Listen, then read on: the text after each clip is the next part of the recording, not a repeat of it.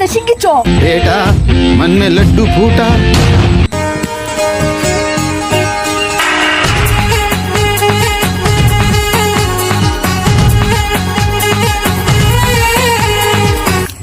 সালামু আলাইকুম। সালামু আলাইকুম। সালামু আলাইকুম।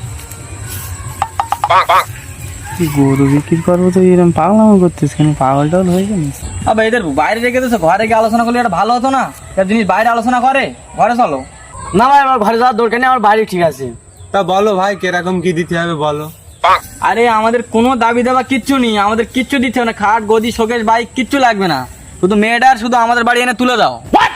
এ শয়তান, ও কি তোর দেখতে এসে? ও তো গরু দেখতে এসে। কি করে आ